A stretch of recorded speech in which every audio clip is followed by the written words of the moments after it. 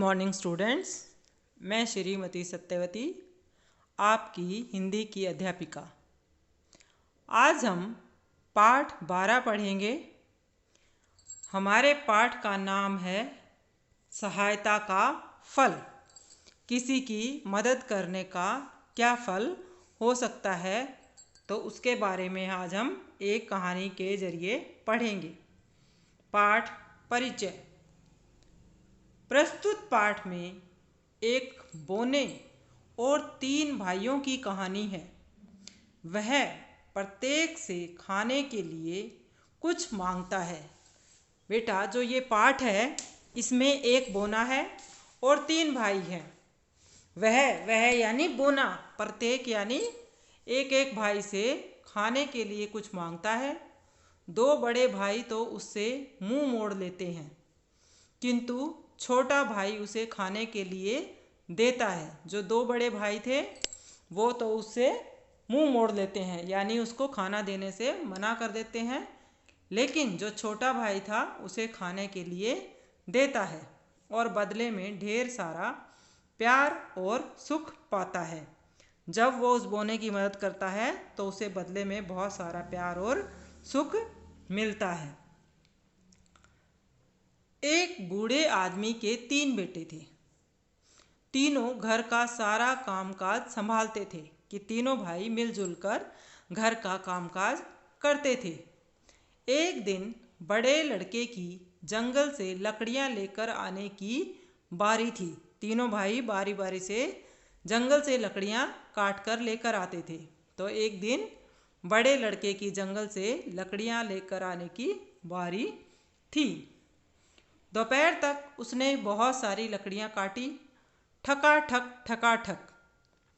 जब सूरज सिर पर पहुंच गया तो वह एक पेड़ की छाया में बैठकर रोटी खाने लगा कि बड़े लड़के ने दोपहर तक बहुत सारी लकड़ियां काट ली, और जब दोपहर हुई तो वो पेड़ की छाया में बैठकर रोटी खाने लगा।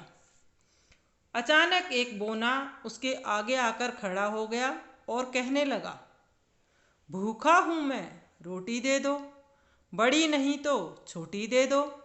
कि तभी अचानक से एक छोटा बोना यानी एक छोटा आदमी, छोटे बिल्कुल छोटी हाइट का, छोटे कद का, उसके आगे आकर खड़ा हो गया और कहने लगा, भूखा हूँ मैं, रोटी दे दो, बड़ी नहीं तो छोटी दे दो। कि मुझे रोटी दे दो, चाहे कोई छोटा सा टुकड़ा या बड़ी दे दो। बोने की बात सुनकर लड़के ने मुंह फेर लिया और अपनी रोटी खाने लगा।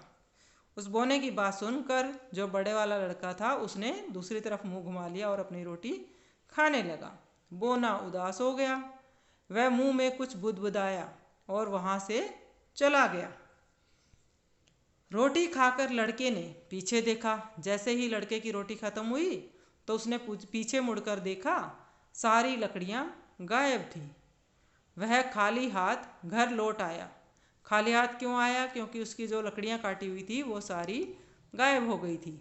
घर में लकड़ियां न होने के कारण उस दिन न चूल्हा जला न रोटी पकी। अब जो चूल्हा होता है वो लकड़ियों से जलता है, तो उस दिन ना तो लकड़ियां आई, ना चूल्हा जला और ना रोटी पकी। अगले दिन मझला भाई यानी बीच वाला मझला भाई भुने हुए चने लेकर जंगल में लकड़ियां काटने गया। काम समाप्त कर उसने लकड़ियों का गट्ठर बनाया। अगले दिन जो बीच वाला लड़का था वो भुने हुए चने लेकर जंगल में लकड़ियां काटने गया। काम समाप्त कर यानी अपना काम खत्म कर उसने लकड़ियों का एक गट्ठर बनाया। फिर पेड़ की छाया में बैठकर चने खाने लगा। अब वो भुने हुए चने लेके आया था, अपना काम खत्म करने के बाद वो आराम से चने खाने लगा। जैसे ही वह चने खाने लगा उसके सामने भी वही बोना आकर खड़ा हो गया।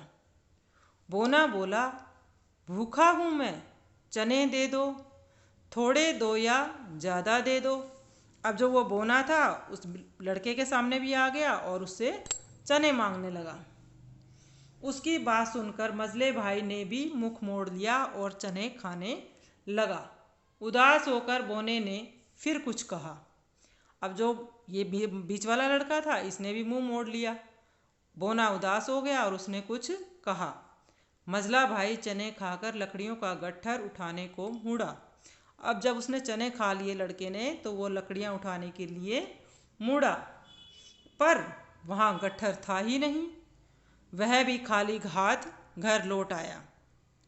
अब छोटे भाई ने लकड़ियां काट कर लाने की जिद की। जब दोनों भाई खाली हाथ आ गए, तो जो छोटा लड़का था उसने लकड़ियां काट कर लाने की जिद की। वह चिवड़े लेकर गया और काम समाप्त कर पेड़ की छाया में विश्राम करने लगा। वह चिवड़े लेकर गया, क्योंकि रोटी तो 2 दिन से बनी नहीं थी, तो वो चिवड़े लेकर गया और काम खत्म करके पेड़ की छाया में विश्राम करने लगा, आराम करने बैठा। बोना फिर उपस्थित हुआ, उपस्थित यानी हाजिर, और लड़के से बोला, भूखा हूँ, दे दो चिवड़े, अच्छे दो या सड़े सड़े। बोने ने उस छोटे लड़के से भी कहा कि मैं भूखा हूँ और मुझे भी चिवड़े दे दो। तुम्हारी मर्जी हो तो अच्छे दो, नहीं तो दे दो सड़े सड़े। छोटे लड़के को दया आ गई। उसने कहा, बोने बोने, लगता है तू मुझसे अधिक भूखा है। ले मेरे चिवड़े तू खा ले, मैं घर जाकर कुछ और खा लूँगा। उस छोटे लड़के को उस बोने पर दया आ गई और उसने कहा कि बोने भाई, मुझे लगता है तुम मेरे से भी अधिक भूखे हो।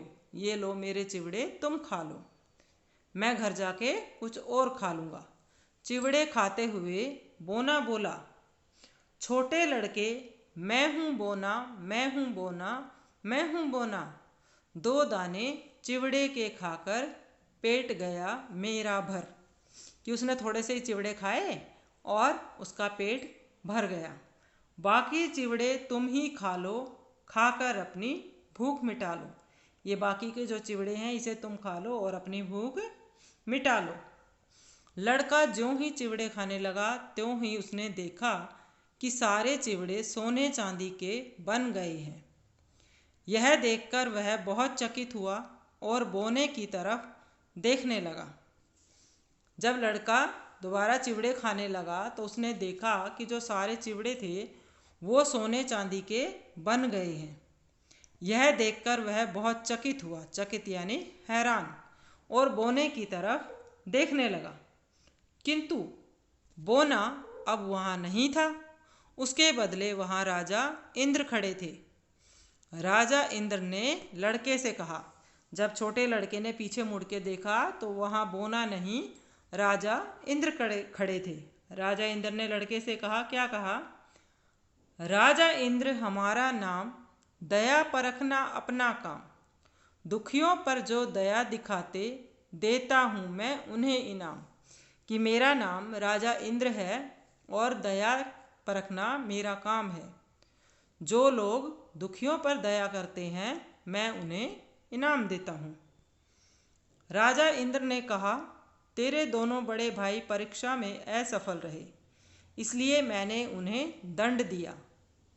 तूने एक भूखे पर दया दिखाई है। राजा ने क्या बताया कि जो तेरे दोनों बड़े भाई थे, परीक्षा में वो अपने टेस्ट में असफल रहे, फेल रहे, इसलिए मैंने उन्हें दंड दिया। दंड यानी सजा। क्या दंड दिया था उन्हें?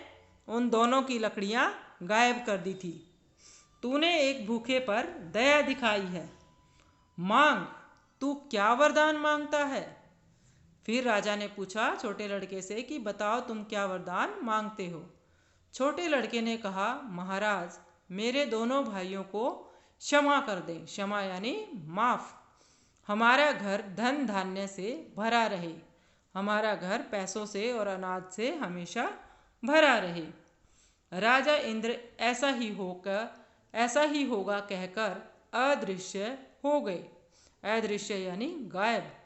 इसके बाद तीनों भाई अपने पिता के साथ सुख से रहने लगे। अब वे दूसरों की मदद करने में कभी ना चूकते। ऐसा आशीर्वाद देकर कि उनका घर सुखी रहेगा, राजा इंद्र गायब हो गए। और इस वरदान के बाद तीनों भाई अपने पिताजी के साथ सुख से रहने लगे। अब वे दूसरों की मदद करने में कभी ना चूकते, हमेशा वो दूसरों की मदद करते। तो बेटा, इस पाठ से हमने क्या सीखा कि हमें हमेशा दूसरों की मदद करनी चाहिए। सहायता का फल बहुत अच्छा होता है। इससे हमें दूसरों के आशीर्वाद मिलते हैं और हमारा जीवन सुखी बनता है। अब आप अपने पुस्तक से इस पाठ को दोबारा पढ़ेंगे और समझेंगे। धन्यवाद।